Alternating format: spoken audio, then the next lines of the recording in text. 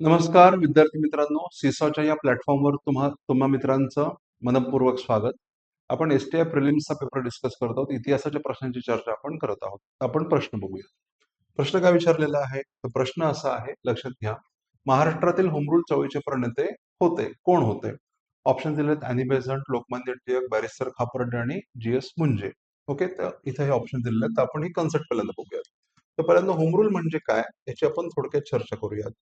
तो होमरूल हा जो शब्द आहे तो वेगळ्या अर्थाने वापरला जातो. याचे काही पर्यायी शब्द सुद्धा आहेत, लक्षात घ्या. हे पर्यायी शब्द कोणते आहेत? होमरूल म्हणजेच स्वराज्य असतं, हे लक्षात ठेवायचं. होमरूल म्हणजे स्वराज्य. होमरूल म्हणजे वसाहतीचं स्वराज्य. ओके, लक्षात घ्या. होमरूल म्हणजे स्वराज्य. होमरूल म्हणजे वसाहतीचं स्वराज्य. ओके, होमरूललाच आपण स्वशासन असं सुद्धा म्हणतो, लक्षात घ्या. ओके, हा सुद्धा मुद्दा महत्वाचा आहे. इंग्लिशचा जर आपण विचार केला तर इंग्लिशमध्ये डॉमिनियन स्टेटस, ओके, असंही होम रूल याचा अर्थ होतो. डॉमिनियन स्टेटस किंवा ज्याला आपण कलोनियल सेल्फ गव्हर्नमेंट असं आपण म्हणतो. Colonial self government. तर हे सगळे शब्द होम रूल याच्यासाठी वापरले जातात. तर म्हणजे काय असतं? होम रूल या संकल्पनेमध्ये काय अभिप्रेत आहे? तर भारतामध्ये ब्रिटिशांची सत्ता होती, वसाहती साम्राज्य भारतामध्ये होतं. तर होम रूलमध्ये अभिप्रेत काय? तर ब्रिटिशांची सत्ता झुगारून नाही द्यायची, ब्रिटिशांचं सार्वभौमत्व झुगारून नाही द्यायचं. ब्रिटिशांची सत्ता भारतामध्ये असायला हवी, परंतु त्या सत्तेमध्ये भारतीय लोकांना भागीदारी मिळाली पाहिजे. त्या सत्तेमध्ये भारतीयांचा सहभाग असायला पाहिजे, भारतीयांचं पार्टिसिपेशन त्या ठिकाणी असलं पाहिजे. हे जी कॉन्सेप्ट आहे त्याला होम रूल असं म्हटलं जातं. म्हणजे ब्रिटिशांपासून पूर्णपणे स्वातंत्र्य न मिळवता, ओके, ब्रिटिशांच्या छत्राखाली ब्रिटिशांचं जे काही भारतामधलं साम्राज्य आहे त्याच्यामध्ये, ओके, ब्रिटिशांच्या अधिकार मर्यादित असल्याने भारतीयांचा वाढता सहभाग, भारतीयांना त्या ठिकाणी आपलं म्हणणं मांडण्याचा अधिकार असला पाहिजे, शासनामध्ये सहभागी भारतीय लोक असले पाहिजेत. अशी कन्सेप्ट म्हणजे होम रूल ही कन्सेप्ट होती. मग ही कन्सेप्ट भारतामध्ये नवीन होती का? तर मुळीच नाही, लक्षात घ्या. तसं जर आपण बघितलं तर ज्याप्रमाणे भारतीय ब्रिटिशांची वसाहत होती त्याचप्रमाणे ब्रिटिशांच्या इतरही वसाहती होत्या. इतर वसाहती कोणत्या होत्या? तर इतर वसाहती होत्या त्याच्यामध्ये होती ऑस्ट्रेलिया, लक्षात घ्या. हे नावं जरा लक्षात ठेवा, याचे संदर्भ भारताच्या रेफरन्समध्ये येतात. ओके, एक वसाहत होती ऑस्ट्रेलिया, दुसरी होती दक्षिण आफ्रिका. ओके, त्याचप्रमाणे कॅनडा ही सुद्धा ब्रिटिशांची वसाहत होती. तर ह्या वसाहतींना ब्रिटिशांनी होम रूल हे प्रदान केलेलं होतं. Colonial self government, dominion status हे प्रदान केलं होतं. मग ज्याप्रमाणे त्यांना अशा प्रकारचं होम रूल दिलेलं आहे, डॉमिनियन स्टेटस दिला, तसं भारतीयांना सुद्धा डॉमिनियन स्टेटस दिला जावा अशी मागणी मवाळ काळापासूनच नेते करत होते.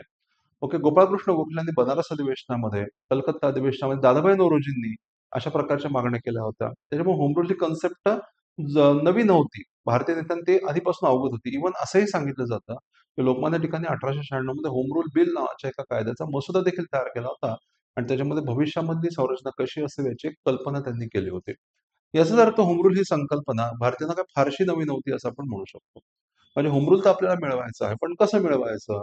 त्यासाठी संघटनात्मक बांधणी कशी करायची? त्यासाठी चळवळीची आवश्यकता कशी आहे? आणि ती चळवळ पुढे कशी न्यायची?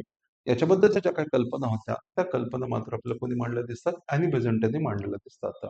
अॅनी बेझंट या आयरिश होम रूल लीगच्या मेंबर होत्या. आयर्लंडमधल्या त्या रहिवासी होत्या. नंतर भारतामध्ये आल्या. थिओसॉफिकल सोसायटीचं काम त्यांनी सांभाळलं आणि करत असताना त्यांनी पॉलिटिक्समध्ये सुद्धा इंटरेस्ट घ्यायला सुरुवात केली. ज्याप्रमाणे आयरिश लोकांना होम रूल लीग प्राप्त झाली, ओके, होम रूल प्राप्त झालं होम रूल लीगच्या माध्यमातून, तसंच भारतीय लोकांना सुद्धा होम रूल प्राप्त व्हावं अशा प्रकारचा संदेश त्यांनी द्यायला सुरुवात केली. त्यासाठी प्रयत्न त्यांनी करायला सुरुवात केली होती. आणि हे घडत असतानाच आपल्याला काय दिसतं? त्याला तुरुंगात असणारे, मंडाल्याच्या तुरुंगात असणारे लोकमान्य टिळक 1908 ते 1914 हा टिळकांचा तुरुंगवासाचा काळ होता. 1914 मध्ये टिळकांची सुटका झाली. टिळक सुद्धा आता, ओके, काय म्हणू आपण त्याला, की मुक्त झाल्यामुळं ते सुद्धा आता राजकारणामध्ये ऍक्टिव्ह होण्याचा प्रयत्न करत होते. आणि त्याच दरम्यान ही कल्पना, होम रूलची कल्पना त्याच्याकडे प्रचलित होत असल्यामुळं टिळकांनी सुद्धा या कल्पनेसाठी प्रयत्न करायचा निर्णय घेतला होता आणि त्यासाठी काँग्रेसला एकसंध करण्याचे प्रयत्न हे चालू होते. मग या संदर्भात डिस्कशन लक्षात घ्या. तर अॅनी बेझंट आणि लोकमान्य टिळक यांच्यामध्ये या संकल्पनेवरून एकमत होतं, त्यांच्यामध्ये सहकार्य होतं. परंतु त्यांनी काय केलं, की लोकमान्य टिळकांनी महाराष्ट्र, कर्नाटकचा जो भाग होता तो लोकमान्य टिळकांच्या नेतृत्वाखालच्या होम रूल लीगचा होता आणि भारताचा बाकी प्रदेश जो होता तो अॅनी बेझंटच्या नेतृत्वाखालच्या होम रूल लीगचा होता. आणि म्हणून प्रश्न काय विचारलेला आहे, महाराष्ट्रातील होम रूल चळवळीचे प्रणेते कोण होते? तर त्याचं उत्तर डेफिनेटली लोकमान्य टिळक हेच आहे. ओके, लीग आणि चळवळीची कन्सेप्ट ही अॅनी बेझंटनी प्रचलित जरी केली असेल, तरी महाराष्ट्रामध्ये ही कन्सेप्ट पुढे नेण्याचं काम हे लोकमान्य टिळकांनी केलं होतं. मग इथलं हे संदर्भ लक्षात ठेवा. तर डिसेंबर 1915 मध्ये, आता हे संदर्भ तुम्हाला भविष्यामध्ये प्रश्नासाठी उपयुक्त आहेत. डिसेंबर 1915 मध्ये पुण्यामध्ये जहालांचा मेळावा भरला होता आणि त्यामध्ये स्वराज्य संघाच्या स्थापनेचा विचार केला गेला. जोसेफ बाप्टिस्टांची भूमिका या ठिकाणी महत्वाची होती, असं सांगितलं गेलेलं आहे. मग त्यानंतर मग एप्रिल 1916 मध्ये त्यांनी पुन्हा एकदा बेळगाव येथे मुंबई प्रांतिक परिषदेचं आयोजन केलं होतं आणि त्या ठिकाणी मग आपणही होम रूल चळवळ सुरू करावी असा एक प्रस्ताव ठेवला गेला.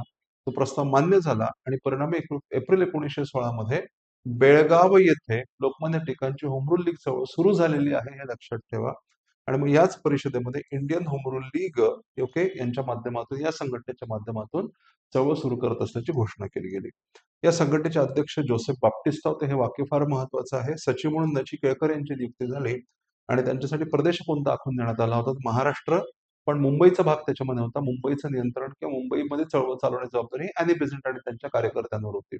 पण बाकीचा जो महाराष्ट्र होता त्याची जबाबदारी टिळकांवर होती. सो महाराष्ट्र, मध्य प्रांत, वऱ्हाड आणि कर्नाटक हे टिळकांच्या होम रूलिंगचे एरिया मानले जातात आणि बाकी ब्रिटिश भारताचे एरियाज हे अॅनी बेझंटचे होते, लक्षात घ्या.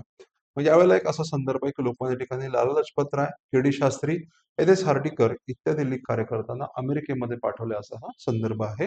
हा मुद्दा सुद्धा लक्षात ठेवा. याच्यावर सुद्धा एक्झाम मध्ये प्रश्न आणले आहेत. आणि मग असे मुद्दा सांगितला जातो की अॅनी बेझंट त्यांच्या चळवळीच्या तुलनेमध्ये टिळकांची चळवळ ही अधिक संघटित आणि लोकप्रिय होती. तर अशा प्रकारे ओके होम रूल लीग चळवळीचे महाराष्ट्रामधल्या चळवळीचे प्रणेते लोकमान्य टिळक होते, असे या प्रश्नाचं उत्तर आहे. थँक्यू.